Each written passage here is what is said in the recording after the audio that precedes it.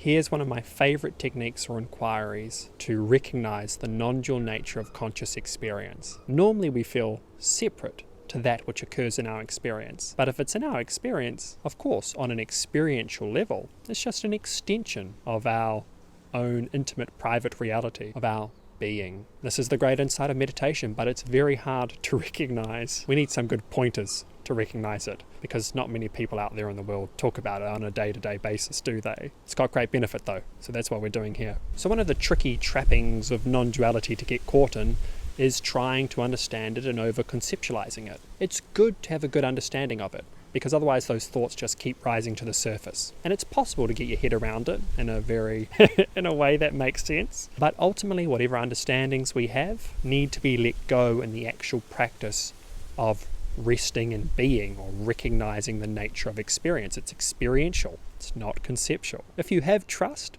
you have faith, you're a confident practitioner, you actually don't need a conceptual understanding at all. You can just know this thing as an experience, and that can guide you. Here's one of the most necessary ways I need to practice this.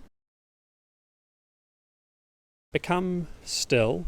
Stillness always helps us identify our experience. Normally there's too much movement and distraction going on. That makes it very hard to become aware of anything. We can think of meditation as becoming aware, becoming present, more present of what is here now, and we just rest in that stillness, that openness with whatever is occurring. Could be thoughts, could be nothing, or it could be idle sensations, changing and shifting. Just rest in the stillness of whatever's there, and it may seem unremarkable at first. I must say, if we can do even just what we've done so far in brief moments many times, that is an excellent meditation. That's the ultimate way to practice.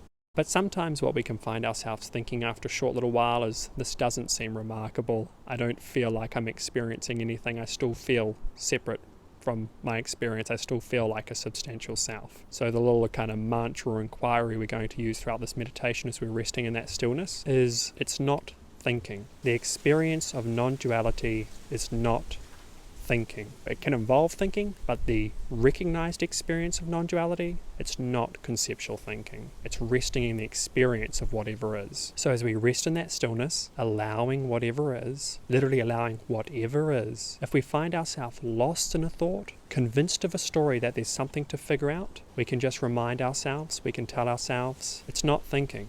The thing we're trying to recognize, it's not thinking. Let go of being convinced there's something to do or something to figure out. And just rest again. Thoughts come, it's not thinking. Resting in whatever is. Nice open awareness, relaxed. Your mind might say, is this it?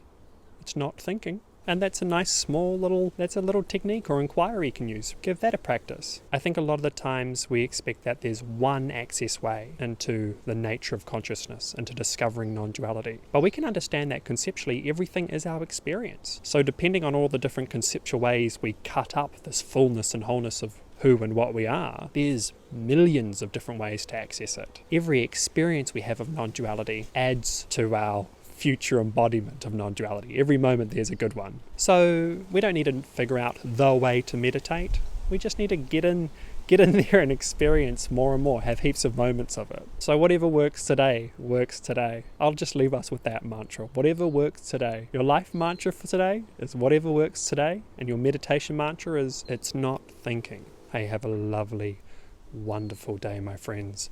Thank you so much for your support. Feel free to leave a comment, subscribe, follow us on Instagram. Really inspires and encourages me to know people want this content and that I should keep creating it. Thank you so much.